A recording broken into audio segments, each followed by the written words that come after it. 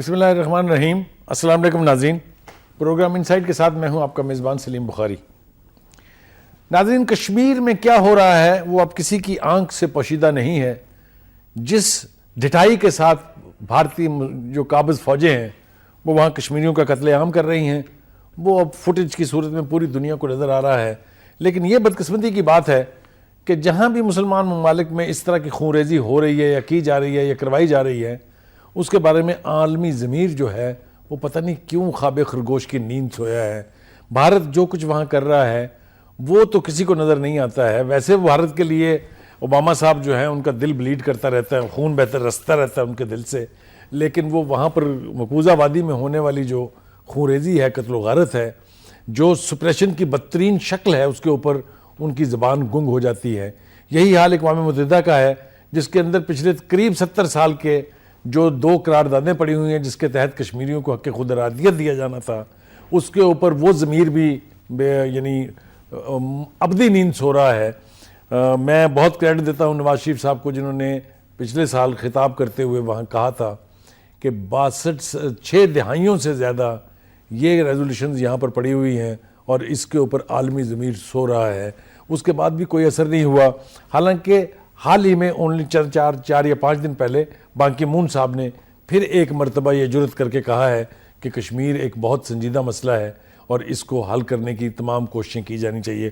Obama صاحب کو بھی تھوڑا سا سوجا, انہوں نے کہا کہ امریکہ اب ثالثی کرنے کے لیے تیار ہے, لیکن کوئی بھارت کی تذلیل یا کنڈمنیشن یا مذمت اس طرح سے نہیں کرتا جس طرح سے انہیں کرنی چاہیے. یہی موضوع لے کے آئے ہیں ہم آج آپ کے لیے اس پروگرام میں, اور میرے ساتھ تشریف رکھتے ہیں بریگیڈیئر غضنفر علی. کوئی تعارف کے محتاج نہیں ہے, ساری دنیا جانتی ہے, آپ بھی جانتے ہیں, میرے پروگرامز میں اکثر آتے رہتے ہیں کہ ان کی ان مسلم کازز کے ساتھ کمٹمنٹ کا لیول کیا ہے. ان کے ساتھ تشریف رکھتے ہیں بہت ہی سینئر رہنما ہیں جماعت اسلامی کے, فرید احمد پراچا صاحب. آپ جانتے ہیں کہ جماعت اسلامی جو ہے وہ بھی کشمیر کاز کے ساتھ پہلے دن سے جڑی ہوئی ہے, اور میں تو یہاں تک بھی کہوں گا یہ وہ جماعت ہے جس نے بہت قربانیاں دی ہیں, جانوں کے نذرانے پیش کیے ہیں ان کے مجاہدین نے کشمیر کی کاز کے لیے, اور یہ کاز انہیں ہمیشہ بڑے دل کے قریب فیل ہوتی ہے, جو بھی نمائندہ ہو یا رہنما ہو جماعت اسلامی کا. تو ان سے گفتگو کریں گے اور کوشش کریں گے کہ آپ کے سامنے ہم وہ منظرنامہ پیش کر سکیں کہ آج وہاں کیا ہو رہا ہے, وہاں کے عوام کس قدر نفرت کرتے ہیں قابض فوجوں سے, کس قدر نفرت ہے انہیں بھارتی حکومت سے اور اس کی پالیسیوں سے. جی بریگیڈیئر صاحب, ویلکم ٹو دا شو. آپ تو ایک فوجی ہیں, آپ نے کشمیر کی اسٹرگل جو ہے اس کو بہت قریب سے واچ بھی کیا, مانیٹر بھی کیا ہے. مجھے اب یہ بتائیے کہ آج وہاں جو منظرنامہ ہے اس کے اوپر پوری دنیا میں ہر عیب, ہر برائی نظر آ جاتی ہے. ورلڈ لیڈرز کو, ورلڈ پاورز کو, جو ادارے ہیں دنیا کے عالمی, ان کو نظر آ جاتی ہیں اور فوری طور پہ ریئیکٹ بھی کیا جاتا ہے. لیکن یہ کشمیر بلیڈ کر رہا ہے اتنے سالوں سے, بھارت اس ڈٹائی کے ساتھ وہاں لوگوں کو سپریس کر رہا ہے, اس کے اوپر کوئی نہیں بولتا. اس کی کیا وجہ ہے؟ وجوہات تو اس کی صاف ظاہر ہے. وجوہات میری نظر میں جو وجہ جو ایک پرانی تھیری پیش کی گئی نا, آپ نے پڑھے گی ہٹنگٹن کی کلیش آف سیولائزیشن, اس کے اندر کیا چیزیں کہیں گئیں. آج اگر کشمیر کو آپ اس کو مائکروسکوپ میں رکھیں تو آپ وہ تمام چیزیں جو ریشیل ڈسکریمنیشن یا ریلیجیس ڈسکریمنیشن کے زمرے میں آتی ہیں وہ آپ کو کشمیر کی جو قرارداد ہے, کشمیر کی جو موومنٹ ہے, ایون پیلسٹائن کی جو موومنٹ ہے, اس کے اندر نظر آ جائیں گی. ابھی دیکھیے دنیا میں جو کشمیر میں ہو رہا ہے وہ تو بارہا آپ دیکھے جا رہے ہیں. یہ کشمیر میں ہمیشہ کشمیر میں جب کچھ ہوا تو اس کو پاکستان سے جوڑ دیا گیا اس سے پہلے. ٹھیک. اس وقت جو ہو رہا ہے اور جو برہان وانی کی جو شہادت ہے 21 سالہ لڑکے کی, آپ انڈین میڈیا کے 2 مہینے پہلے کا اٹھا کے ہندو اخبار کا ایک آرٹیکل تھا جس میں انہوں نے پوائنٹ آؤٹ کیا تھا کہ کشمیر کے اندر 16 سے 21 سال کے جو بچے ہیں ان کے اندر آزادی کی ایک نئی لہر آ رہی ہے, اور اس میں صرف کشمیری ہی نہیں بلکہ اس میں کچھ ہندو یوتھ بھی شامل ہو رہی ہے, اور یہ آنے والے دنوں میں بڑا خطرناک ثابت ہوگا. انہوں نے اپنے حساب سے پوائنٹ آؤٹ کیا. اب یہ جو اسٹرگل چلی بنیادی طور پہ یہ چلی ان علاقوں میں جو پی ڈی پی کا اور نیشنل کانفرنس کا گڑھ تصور کیے جاتے ہیں, اننت ناگ, ڈی ایچ پورہ, اپرا, کلگام, پلوامہ, ان جگہوں سے یہ لوگ نکلے. اور ایک اسسٹنٹ ڈائریکٹر سی آئی ڈی جو ہے کشمیر کا کہا, اس کا ایک آرٹیکل آیا, اس نے ہندو اخبار کو انٹرویو دیا پچھلے ہفتے, اور اس نے کہا جی ہم ایکسپیکٹ ہی نہیں کر سکتے تھے کہ اس قسم کے علاقوں سے بھی جو ہے وہ ریزسٹنس آئے گی. پھر اس کے ساتھ ساتھ ایک نئی ریالٹی آئی. ہم تو صرف جاتے ہیں نا یو این او کی ریزولوشن کے اوپر, ہم ان کی بات ہے. ایک نئی ریالٹی آئی ہے کشمیر کے اندر, اور وہ ریالٹی یہ ہے کہ 2 سال پہلے پی ڈی پی کی گورنمنٹ نے ایک کشمیر کی کانسٹیٹیوئنٹ اسمبلی میں قرارداد پاس کی تھی. آپ کو یاد ہوگا کہ کشمیر کی ایکسیشن جو ہے وہ انڈیا کے ساتھ ہو جانی چاہیے. اس پہ یو این کی ریزولوشن فوراً ہی ان کی ریزولوشن 91 اور 92 آ گئی. انہوں نے یہ اسپیسیفائی کیا کہ کشمیر متنازع علاقہ ہے اور اس کی ایکسیشن بھارت کے ساتھ نہیں ہو سکتی, اس کو رائٹ آف سیلف ڈٹرمینیشن میں ہی جانا ہے. اب یہ دنیا کو بھی پتا ہے, لیکن کوفی عنان کے زمانے میں اس کو آپ کو یاد ہوگا کہ کشمیر کو ڈسپیوٹڈ ایشوز کی لسٹ سے نکال دیا گیا. جی مجھے یاد ہے, پھر واپس ڈالا گیا. اب وہاں پہ ہو کیا رہا ہے؟ ہو یہ رہا ہے کہ اگر آپ اسی چیز کو ریورٹ کر دیں, میں کہنا نہیں چاہتا لیکن مجھے کہنا پڑتا ہے, اس کو ریورٹ کر دیں کرسچن دنیا کی طرف, تو روانڈا میں جو کچھ ہوا, وہاں پہ جس طرح کورٹس قائم کی گئی, اسپیشل ٹریبونل سیریلون میں قائم کیا گیا, اور اس کے ساتھ ساتھ جو کچھ ایسٹ تیمور میں ہوا, وہ ایسٹ تیمور میں ریگولیشن 2000/15 کے تحت ایک اسپیشل کورٹ قائم کی گئی, اسپیشل ٹریبونل قائم کیا گیا. ابھی یو این او چلے بھول جائے کشمیر کو, لیکن یونائٹڈ نیشنز کی basic composition is human charter, اور human charter, human values, humanity کی جو ریسپیکٹ ہے, اس کو اگر آپ article 3 of 4 conventions of 1949 of Geneva convention میں لے کے جائیں, تو وہ ڈسکرائب کرتا ہے کہ کسی اکوپائڈ ٹیریٹری میں اگر اسٹیٹ ٹیررزم کرے گی تو اس کو وار کرائمز میں کاؤنٹ کیا جائے گا. اس کے ساتھ ساتھ آپ آئی سی آر سی کے رول نمبر 156 کو پڑھ لیں. وہ رول 156 کہتا ہے کہ serious violation of human laws as per the UN Charter will be considered as war crimes. تو اس وقت جو انڈیا کی صورتحال ہے, وہ ویسٹرن کنٹریز کو یہ بھی دیکھنا چاہیے اور پاکستان کو بھی یہ دیکھنا چاہیے کہ آپ انٹرنیشنل کورٹ آف جسٹس میں, انٹرنیشنل کرمنل کورٹ میں جا سکتے ہیں ان کے خلاف وار کرائمز کا مقدمہ دائر کرنے کے لیے, لیکن ویسٹرن ورلڈ نہیں دیکھے گی اس کو, امریکہ نہیں دیکھے گا. مودی کے وزٹ کے بعد باراک اوباما کو یہ یاد تو آ جاتا ہے کہ جو ادھم پور کے اندر پاکستان کوارڈینیٹ کرے, لیکن جب کشمیر بلیڈ ہوتا ہے, کشمیر جلتا ہے, تو اس لیے یاد نہیں آتا کہ جب پیلسٹائن میں یہی چیزیں اسرائیل نے کی تھی, تو اس کے بعد امریکن پریزیڈنٹ نے 2 آرٹیکل لکھے تھے اسی ایشو کے اوپر, اور اس میں انہوں نے بجائے اس کے کہ آپ ان کو کنسیڈر کریں جو وہاں پہ وہ ضلالت ہو رہی ہے اور جو ظلم ہو رہا ہے, انہوں نے کہا جی اسٹائل جسٹیفائیڈ ہے اپنی ڈیفنس میں اس قسم کی ایکشن کرنے پہ. اب یہ جب سینیریو ایگزسٹ کر رہا ہے, اور وہ لوگ جنہوں نے عراق کو تباہ کر دیا, لیبیا کو تباہ کر دیا, سیریا میں پچھلے دنوں ایک خبر چل رہی تھی کہ امریکن ٹریڈ بریگیڈ جو ہے وہ سیرین فورسز سے لڑ رہا ہے. تو اس کا مطلب ہے کسی زمانے میں نان اسٹیٹ ایکٹر جو ہے وہ ٹیررزم کیا کرتے تھے, وہ ٹیررزم جنریٹ کرتے تھے, اب تو اسٹیٹس جو ہیں وہ ٹیررزم میں انوالو ہو گئی ہیں اور اینٹی ٹیررزم میں انوالو. تو جب یہ عراق سے لے کے لیبیا تک اگر ہم چیز کو دیکھیں, تو وہ لوگ جنہوں نے ہیومینٹی کے کرائم کیے, اور جب ٹونی بلیئر نے برطانیہ میں یہ کہہ دیا, اور پھر ان کے اسسٹنٹ پرائم منسٹر نے بھی کہہ دیا کہ Iraq was a big mistake, اور عراق میں WMDs نہیں تھے لیکن عراق میں صدام حسین کو خطر. تو یہی چیزیں جب آپ ریفلیکٹ کرتی ہے کشمیر میں آتے ہیں, تو کشمیر میں چونکہ مودی کے ساتھ اکنامک انٹرسٹ ہے ویسٹ کے, امریکن کے ساتھ 52 معاہدے سائن کر چکا ہے, اور ان کی زیادہ ایکسیس ہے کہ مارکیٹ بہت بڑی ہے, اس سے پہلے جو کہ وہ اس کو خراب کرے, تو وہ جان بوجھ کے اپنی آنکھیں بند رکھنا چاہتے ہیں اور رکھیں گے, کیونکہ وہی سمجھتے ہیں کہ شاید مسلمانوں کا خون جو ہے وہ سفید ہے, اور کرسچنز اور باقی جو دلیتس ہیں اور باقی جو ہے ان کے خون میں ریڈ بلڈ کارپسل زیادہ ہے. تو یہ جو پاکستان, یہ جو امتیازی سلوک ہے, یہ ہپوکریسی پہ, ریاکاری پہ جو دنیا کی طاقتوں کا سلوک مبنی ہے, وہی یو این کو ہے. یو این کے اندر تو یو این او ختم ہو گئی ہے, وہ یو این کارپوریشن بن گئی ہے which is run by the superpowers, which is run by the Americans. So جب تک یہ چیزیں ایک پاکستان ایک سالڈ بیسس پہ, اور یہ بتاتے ہوئے کہ یہ جو اسٹرگل چلی ہے یہ رائٹ آف سیلف ڈٹرمنیشن تو ہے ہی ہے, لیکن اس کے اندر 3 ایلیمنٹس اور بھی آ گئے ہیں جو غور کرنے کی ضرورت ہے.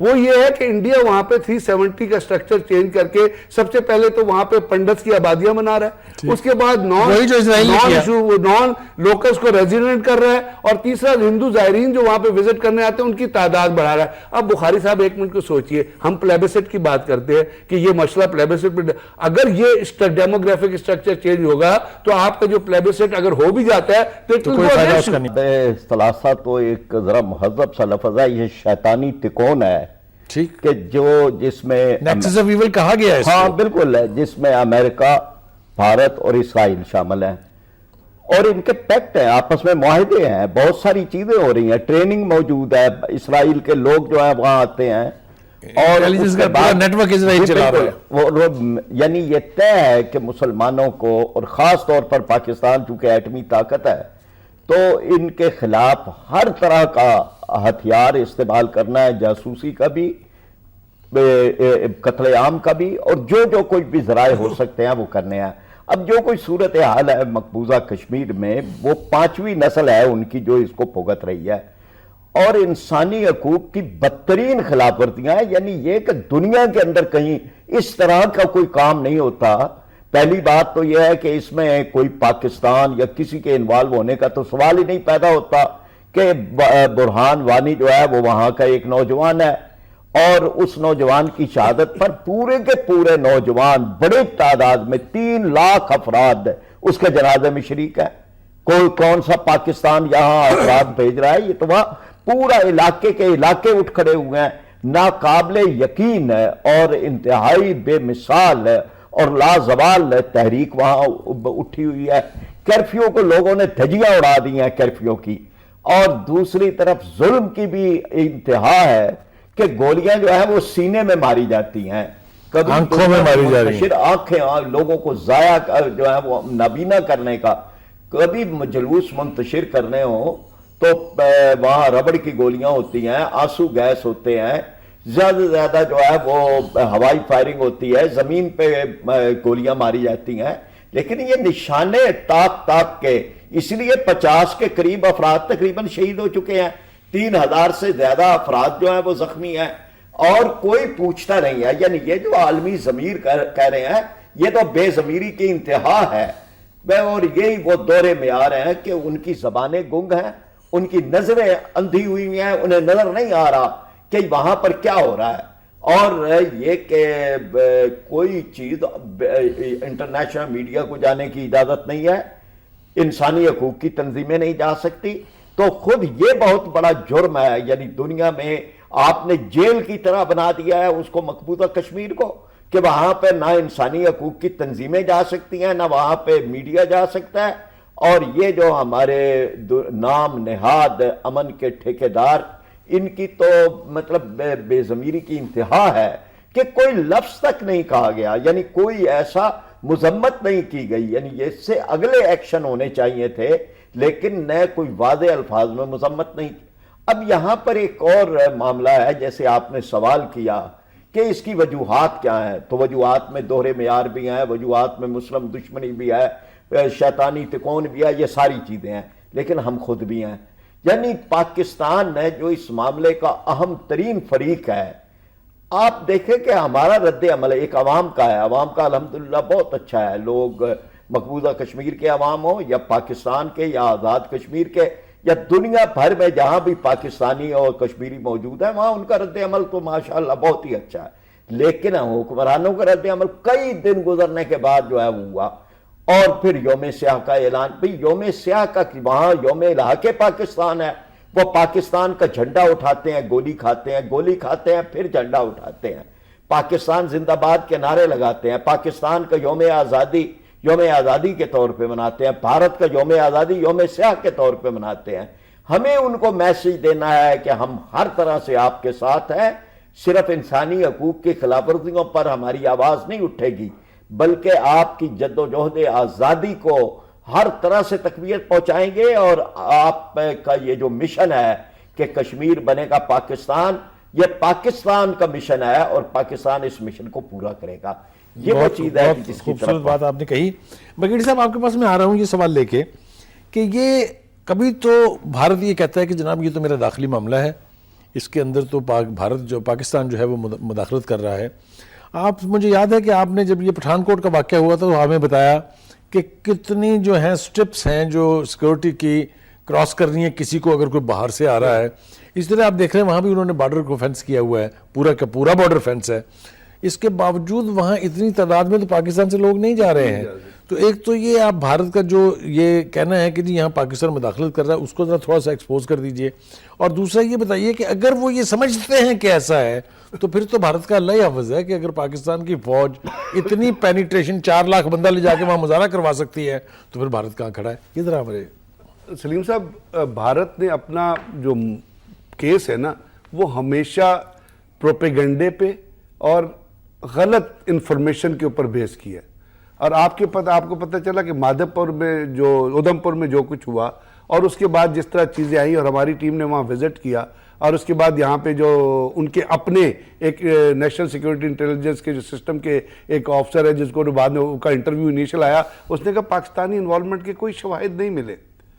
اب یعقوب میمن کو جب پھانسی دی گئی اس کے ساتھ کیا کیا گیا تھا؟ اس کے پہلے وعدہ معاف گواہ بنایا گیا تھا نا، اس کے بعد اس کو پھانسی دی گئی تھی. اس نے کہا مرتے ہوئے کہ پاکستانیوں کو میسج دیا کہ شکر کرو پاکستان میں رہ رہے.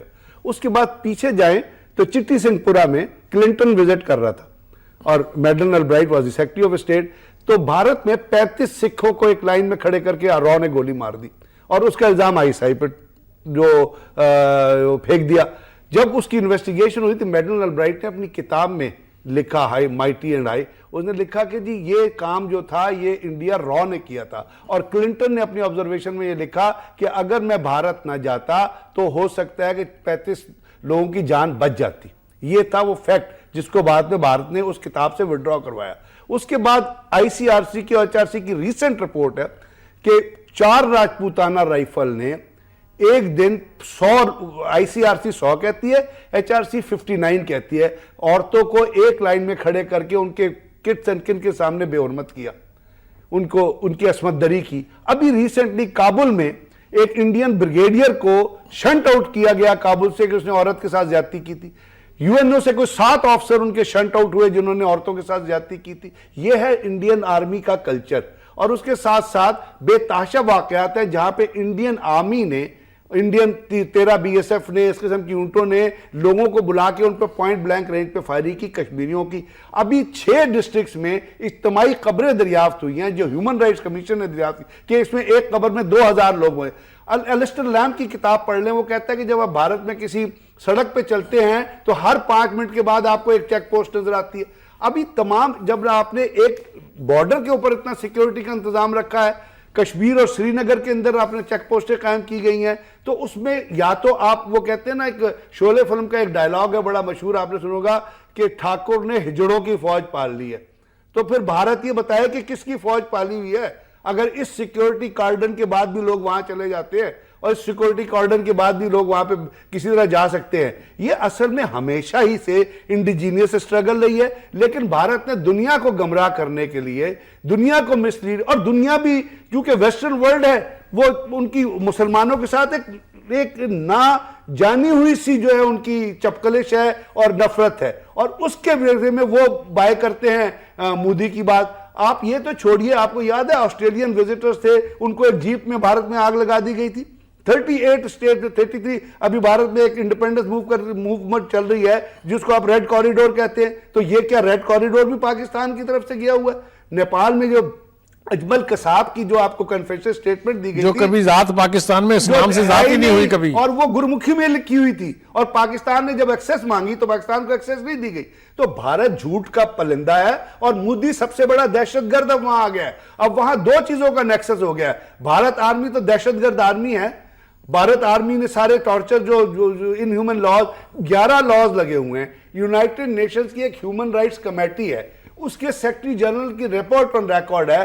اس نے کہا کہ بھارت نے جو 11 غیر انسانی قوانین لگائے ہوئے انسانیت کی تذلیل ہے، ان کو ریپیل کرنا چاہیے. پاکستان کو اس چیز کو ہائی لائٹ کرنا چاہیے دنیا کو اور ویسٹرن ورلڈ کو، جو ہیومن رائٹس کی چیمپئن بنتی ہیں، جو کہتی ہے کہ جی اگر جانور کراس کر رہا ہو تو سڑکیں روک لو. یہاں تو لوگ مر رہے ہیں. اور آپ جب نیکسس اسرائیل اور بھارت کا دیکھتے ہیں تو اس میں جو پیلٹس فائر ہو رہے ہیں جن سے لوگوں کی آنکھیں جو ہے وہ یہ اسرائیل نے پیلسٹائن میں کیا تھا. میں ذرا اگر آپ مجھے اجازت دیں، میں معافی چاہتا ہوں، آپ کو انٹرپٹ کر رہا ہوں.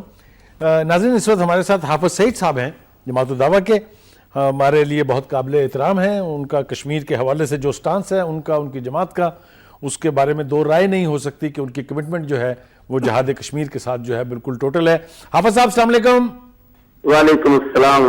حافظ صاحب، جو کشمیر میں ہو رہا ہے جس طریقے سے بھارت وہاں سٹیٹ ٹیررزم کر رہا ہے، عالمی ضمیر خاموش ہے، آنکھیں ان کی بند ہیں، اقوام متحدہ ہو یا چیمپئن ہوں جتنے بھی، چاہے وہ امریکہ ہے چاہے وہ برطانیہ ہے، جو بھی ہوں، وہ سب خاموشی سے دیکھ رہے ہیں. کسی کو نظر نہیں آتا کہ وہاں لوگوں کے سینوں پر، لوگوں کی آنکھوں میں گولیاں ماری جا رہی ہیں، خون بہایا جا رہا ہے، اور صرف اس لیے رعایت کی جا رہی ہے بھارت کے ساتھ کہ وہ سمجھتے ہیں کہ وہ اس علاقے کی بہت بڑی منڈی ہے. لعنت ہے اس رویے کے اوپر. کیسے دیکھتے ہیں حافظ صاحب آپ اس صورتحال کو؟ دیکھیے جی، صاف بات ہے کہ انڈیا نے جارحیت اور بربریت کی ایک نئی تاریخ رقم کر دی ہے. جو زخمی 4000 لوگ زخمی ہسپتالوں میں ہیں، ان کو گولیاں ماری گئی ہیں، اور یہ کیفیت تو میرا خیال ہے تاریخ میں کہیں نہیں ملتی. تو اور یہ سب کچھ پورے مطلب اہتمام سے اور پورے یعنی فیصلے سے، میں نہیں سمجھتا کہ یہ کسی کا صرف فوج کا فیصلہ ہے، یہ اجتماعی طور پر انڈین گورنمنٹ کا فیصلہ ہے. اس فیصلے پر اس وقت فوج عمل درآمد کر رہی ہے، اور اس قدر قتل ہے. جناب آج صبح آسیہ اندرابی نے ہمیں فون پر بتایا کہ اس وقت 55 ہلاکتیں ہو چکی ہیں، شہادتیں ہو چکی ہیں، اور 4000 سے زیادہ اس وقت ہسپتالوں کے اندر ہیں. آنکھیں جن کی ضائع ہو گئیں وہ تعداد 190 ہے. اور پھر اسی طریقے سے جلد کی بیماریاں جو کیمیکل ہتھیاروں کی وجہ سے اور اس کیمیائی مواد کی وجہ سے جو اس وقت انڈین آرمی استعمال کر رہی ہے، یعنی جلد کی بیماریاں پھوٹ گئی ہیں، اور اس قدر اذیت ناک حالت کے اندر لوگ موجود ہیں. اور پھر کرفیو کی وجہ سے جس طریقے سے راشن بند ہو چکا ہے، دوائی نہیں مل رہی، عجیب سما ہے. افسوس ہے کہ خبریں نہیں نکلنے دی جا رہی. پاکستان کے چینل ویسے بند کر دیے گئے، اور فیس بک کے اور دوسرے سوشل میڈیا کے اکاؤنٹس وہ بند کر دیے گئے. تو یہ حالت ہے جناب اس وقت کشمیر کے اندر. ساری دنیا خاموش ہے. میں سمجھتا ہوں 2 وجوہات ہیں اس کی. پہلی وجہ یہ ہے کہ چونکہ کشمیر کے اندر مرنے والے مسلمان ہیں، آج مغرب کا، امریکہ کا، سب کا، صلیبیوں، یہودیوں کا، سب کا ایک ہی فیصلہ ہے کہ مسلمانوں کو بس مرنا چاہیے. ان کو زندہ رہنے کا حق ہی کوئی نہیں ہے، نہ ان کو آزادی کا کوئی حق مل سکتا ہے. ایک تو مسئلہ مجھے یہ نظر آیا ہے کہ بین الاقوامی سطح پر زبردست خاموشی ہے. اور دوسری چیز جو مجھے نظر آ رہی ہے وہ یہ ہے کہ اس وقت امریکہ کو صرف انڈیا کی ضرورت ہے. جو کام وہ افغانستان میں بیٹھ کے نہیں کر سکا، اب وہ انڈیا میں بیٹھ کے کرنا چاہتا ہے. یعنی بربریت کی انتہا میں میں سمجھتا ہوں کہ جہاں انڈیا مجرم ہے، برابر کا شریک اس وقت امریکہ ہے. ساری شے امریکہ نے انڈیا کو دی ہے، اور اس کی شے پر یہ ناچ رہا ہے. ساری دنیا اس وقت خاموش ہے. تو یہ تو وہ صورتحال ہے کہ جس ہلاکو خان اور چنگیز خان کا ظلم بھی مات پڑ گیا ہے، اور تاریخ میں کوئی ایسی مثال نہیں ملتی جو ان درندوں نے کشمیر کے اندر شروع کر رکھا ہے.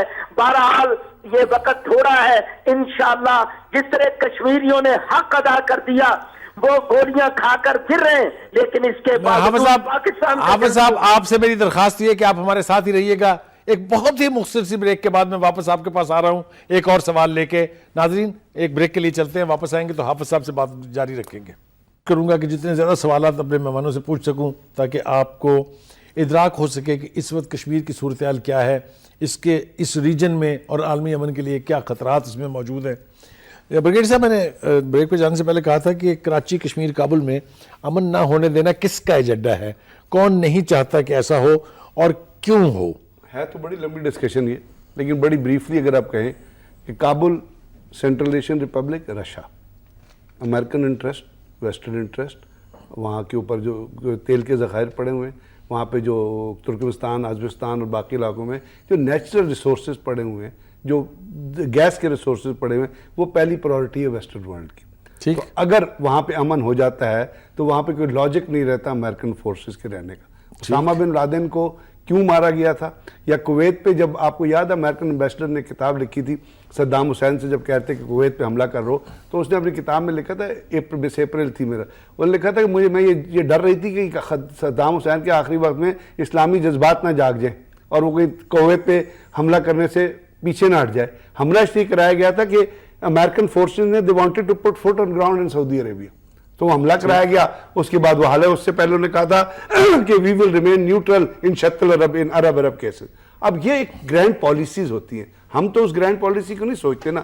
دوسری بات ہے تو یہ وہاں پہ رشیا سو کالڈ کہتے ہیں نیو ورلڈ آرڈر اور وہ نیو کالڈ پالیسیز جو ہیں یہ وہی ہے نا, وہی چیز ہے. اس کے ساتھ ساتھ آپ نے کہا انڈیا, اب انڈیا میں اب دور نہ جائیں آپ, 2015 کی American national security strategy review paper اٹھا کے پڑھ لیں, اس میں انہوں نے بڑا کلیئرلی لکھا ہوا ہے. وہ ہر سال اپنی پرائورٹی سیٹ کرتے ہیں, آپ کو پتا, اور اس کے لیے سیکورٹی اسٹریٹجی ریویو پیپر آتا ہے. اس میں انہوں نے کہا تھا کہ اس خطے میں ہم کنفلکٹنگ ایشوز کو سیٹل کرنے کے لیے انڈیا کو لیڈنگ رول دیں گے. اب وہ لیڈنگ رول کیوں دیں گے؟ کیونکہ یہاں پہ اکنامکلی اور انڈسٹریلی اور باقی چیزوں سے ملیٹریلی بھی انہوں نے چائنا کے انفلوئنس کو کم کرنا ہے, کیونکہ چائنا کی اکنامک پاور کو وہ آنے والے دنوں میں دیکھنا چاہتے ہیں. تو اس کے حساب سے آپ کا کشمیر بھی اور آپ کا کراچی بھی امپورٹنٹ بن جاتا ہے. پھر سی پیک کی جو چیز ہو رہی ہے یہ تو اب ڈیولپمنٹ ہے نا, لیکن ان کی تھیوری تو بڑی پرانی ہے. پھر آپ یہ سوچئے کہ الطاف حسین کو اتنے عرصے سے کیوں سنبھال کے رکھا ہوا ہے؟ الطاف حسین نے پاکستان کے خلاف وہاں سے کس کس قسم کی اور لوگوں کے خلاف کس کس کی, اور ابھی بھی جو سوشل میڈیا پہ چیزیں آ رہی ہیں, لیکن وہ سنبھلا ہوا ہے. تو کیوں سنبھلا ہوا ہے؟ اسی کی کچھ چیزیں, کچھ طاقتیں کراچی کو کنٹرول کرنا ہے. کیوں کر؟ کیونکہ کراچی پاکستان کا اکنامک ہب ہے, وہاں کوئی ڈسٹربنس ہوگی تو اس کا ایفیکٹ پورے پاکستان پہ آئے گا. تو یہ, اور ہم ان چیزوں میں ان کے ہاتھ میں ولنگلی کھیل رہے ہیں. ہمارے ہاں صرف حکومت, ہمارے جو پارٹیز ہیں ان کی جو افیلیشن ہے اور ان کی جو چیزیں ہیں اور جو فنڈنگ ہے وہ کہیں نہ کہیں سے تو آتی ہے. کیا یہ ریکارڈ پہ نہیں ہے کہ الطاف حسین نے جا کے انڈیا میں ایک ہندوستان ٹائمز کے سیمینار سے خطاب کرتے ہوئے کیا کہا تھا؟ تو جب آپ کے ہمارے اندر ہی اتنی بڑی ہیومن رائٹ وائلیشن ہو رہی ہے کشمیر میں, پاکستان کے اندر جو ہیومن رائٹ تنظیمیں ہیں جن کو بہت بار نوٹڈ قسم کی لیڈنگ لوگ لیڈ کرتے ہیں, بہت ساری لیڈیز ہیں جو لیڈ کرتی ہیں, وہ پیسے بھی لیتی ہیں, انڈیا جاتی ہیں, وہ بال ٹھاکرے کے ساتھ بیٹھ کے فوٹویں بھی کھچاتی ہیں, مندروں میں جا کے دیے بھی جلائے. ساتھ آپ نے یہ نہیں کہا کہ بسنتی کپڑے پہن کے تلک لگا کے وہاں بال ٹھاکرے کی گود میں بھی بیٹھتی ہیں, اور پھر بڑے فخر سے کہتے ہیں کہ ہم وہاں بیٹھے. آج وہ تنظیمیں کہاں ہیں؟ تو جو چیزیں ہمارے اندر جو ڈیفیشنسیز ہیں, ہمارے اندر جو گلیری, جس میں ہم پاکستان کا سمجھوتا, پاکستان کے انٹرسٹ کا سمجھوتا کرنے کو تیار ہے. یعنی باہر آج تک میں نے کسی ہیومن رائٹ تنظیم کا پاکستان میں جو اتنی بڑی بڑی آگے ٹی وی پہ بھاشن دے رہے ہوتے ہیں اور بھاشن دے رہی ہوتی ہیں, ان میں سے کسی کا ایک کا بیان سے آپ نے پڑھو, آپ تو مجھ سے میڈیا کو زیادہ فالو کرتے ہیں تو مجھے بتائیں. تو اس کا مطلب ہے کہ وہ لوگ جو ٹرپل کے کی تھیوری ہے, لیکن ہمارے اندر جو اینٹی پاکستان تھیوری پوشیدہ ہو گئی ہے, اور ایک جو ہم انلائٹن ماڈریشن کی طرف چلے گئے ہیں کہ کسی پاکستان کے خلاف آواز اٹھانا, یہاں پہ آپ کے ایک صحافیوں کی تنظیم ہے جو انڈیا کے پیسے پہ چل رہی. تو وہ اب کہنے کا مطلب ہے کہ جب آپ خود ہی اس چیز کو ہم کمپرومائز کر بیٹھے ہیں اور اپنی ایگزسٹنس کو ہم چیلنج کر رہے ہیں, ان کے ہیومن رائٹس ہوں تو ہم واگا بارڈر پہ جا کے شمع جلا دیتے ہیں. ہمارے ہیومن رائٹس کی خاموشی, ہم خاموشی. پروفیسر صاحب آپ سے مجھے یہ سوال پوچھنا ہے کہ آپ کی جماعت جو ہے اس کا بڑا فعال کردار ہے. کہیں بھی دنیا میں مسلمانوں کی کوئی کاز ہو, روہنگن مسلم کے بارے میں یہاں کسی کے پیٹ میں درد نہیں ہوا سوائے جماعت اسلامی کے. بنگلہ دیش میں جماعت اسلامی کے ساتھ جو سلوک ہوا اس میں کیا ہوا, وہ تو خدا کا شکر ہے کہ ایک برادر اسلامی ملک ہے جہاں پرسوں رات کو فوجی انقلاب آنے کی صورتحال پیدا ہوئی تھی, اس کے پریزیڈنٹ نے اپنے سفیر کو واپس بلا لیا بنگلہ دیش سے, حالانکہ یہ براہ راست ان کا مسئلہ نہیں تھا. اسی طرح سے ٹرکی نے جو یعنی غزہ کی جو سٹرپ ہے وہاں پر جو امداد بھیجی تھی, باوجود اس کے کہ دنیا اس کی مخالفت کر رہی تھی. یہ مجھے بتائیے کہ کیا پاکستان کی حکومت کو بھی ببانگ دہل ان کازز کے اوپر نہیں بولنا چاہیے جہاں مسلمان بلیڈ کر رہے ہیں؟ پہلے تو میں ترکی اور طیب اردگان کو خراج عقیدت پیش کرتا ہوں. شاید اللہ تعالیٰ نے اس کے اقتدار کو اسی لیے اس یلغار سے بچایا ہے کہ اس نے امت کا درد اپنے سینے میں محسوس کیا اور اس کے لیے آواز بلند کی, عملی اقدامات کی ہے. ٹھیک, دیکھیں آپ قرآن پاک پڑھیں تو کہیں بھی قرآن پاک میں مسلمانوں کو قوم نہیں کہا گیا, جہاں بھی کہا گیا امت کہا گیا ہے. قوم اور امت میں فرق ہے, قومیں علاقوں سے بنتی ہیں, امت عقیدے سے بنتی ہے. ہم امت ہیں, یعنی ہمیں پاکستانی علاقے کی وجہ سے ہم پاکستانی ہیں, لیکن مسلمان ہونے کی حیثیت سے ہم امت ہیں, اور امت ہونے کی حیثیت سے ہر علاقے کا مسئلہ ہمارا مسئلہ ہے اور ہونا چاہیے. یہ خود اللہ کے نبی صلی اللہ علیہ وسلم نے ارشاد فرمایا کہ ایک جسم کی مانند ہے, مسلمان ایک حصے میں تکلیف ہوگی دوسرا اس تکلیف کو محسوس کرے گا. تو پاکستان کو تو سب سے بڑھ کے آگے بڑھنا چاہیے، اس لیے کہ پاکستان واحد مسلمان ایٹمی طاقت ہے، پاکستان جو ہے وہ اسلامی جمہوریہ پاکستان ہے، پاکستان کا کانسٹیٹیوشن کے لحاظ سے اسلام ہمارا سرکاری مذہب ہے، قرارداد مقاصد اس کا حصہ ہے، یعنی جتنی بھی وجوہات آپ کر لیں، اور ویسے پاکستان کے عوام میں یعنی جن کے سینے محبت رسول صلی اللہ علیہ وسلم کے شمع ہر آدمی کے سینے میں جو ہے وہ روشن ہے، یہ پاکستان کے عوام اس کی قیادت کو کبھی بھی مصلحت پسند ہے اور مفاد پرست ہے اس طرح کے رویے نہیں کرنے چاہیے۔ آج کشمیر کا معاملہ ہے، سب سے بڑھ کر پاکستان کے حکمرانوں کو آگے بڑھنا چاہیے تھا، جیسے طیب اردگان نے ایک مثال قائم کی ہے۔ یہ تو ہمارا اپنا مسئلہ ہے نا جی، کشمیر کشمیریوں سے بڑھ کر پاکستان کا مسئلہ ہے، بالکل ہے، اور یہ تو تقسیم بر صغیر کے نامکمل ایجنڈے کی تکمیل ہے۔ یعنی جب ہم کشمیر کی بات کرتے ہیں تو کسی سرحدی تنازع کی بات نہیں کرتے، اپنے حصے کی، اپنے حق حصے مانگتے کی ہیں۔ بات کرتے ہیں، اور جب ان کا ساتھ دیتے ہیں تو دراصل ہم پاکستانیوں کا ساتھ دے رہے ہیں۔ ناظرین، آپ نے گفتگو سنی کشمیر کے مسئلے کو لے کے، اور خاص طور سے وہاں جو اسٹیٹ ٹیررزم اس وقت بھارت کر رہا ہے اس کے حوالے سے ہم نے کوشش کی کہ تمام سوالات جو آپ کے ذہنوں میں ایک پاکستانی کی حیثیت سے اٹھ رہے ہوں گے ان کے جوابات آپ کو فراہم کیے جائیں۔ ہم کس حد تک کامیاب ہوئے ہیں یہ فیصلہ تو آپ کو کرنا ہے، لیکن دو باتیں طے ہیں کہ یہ مسئلہ کشمیر کا جو ہے صرف پاکستان کا مسئلہ نہیں ہے۔ جس طرح پراچا صاحب نے کہا کہ ہم ایک امت ہیں، ہم پاکستانی جغرافیائی تقسیم کی بنیاد پر ہیں، لیکن ایک مسلمان کی حیثیت سے ہم امت ہیں۔ اور انہوں نے تعریف کی پریزیڈنٹ اردوغان کی، جنہوں نے بنگلہ دیش سے اپنے سفیر کو واپس بلایا، جنہوں نے فلسطین میں فلسطینیوں کی مدد کے لیے امداد بھیجی، اور تمام تر دنیا کی مخالفت کے باوجود انہوں نے مسلم کاز کو اپنے دل کے قریب جانا۔ ہم توقع کر سکتے ہیں اور ہمیں توقع کرنی چاہیے کہ ہماری حکومت بھی ان تمام مثالوں کو اپنے سامنے رکھتے ہوئے جہاں جہاں بھی مسلمان کازز ہوں گی وہاں سب سے پہلے وہ آواز بلند کرے گی، اور کشمیر جو اور ہمارے کشمیری بھائی جو پاکستان کا حصہ ہیں اس کے بارے میں آواز نہ بلند کرنا جو ہے وہ میں سمجھتا ہوں ایک طرح سے کرمنل ایکٹ ہے، اور اس سے ہمیں اجتناب کرنا چاہیے۔ اس کے ساتھ ہی اپنے میزبان سلیم بخاری کو اجازت دیجیے، اللہ حافظ۔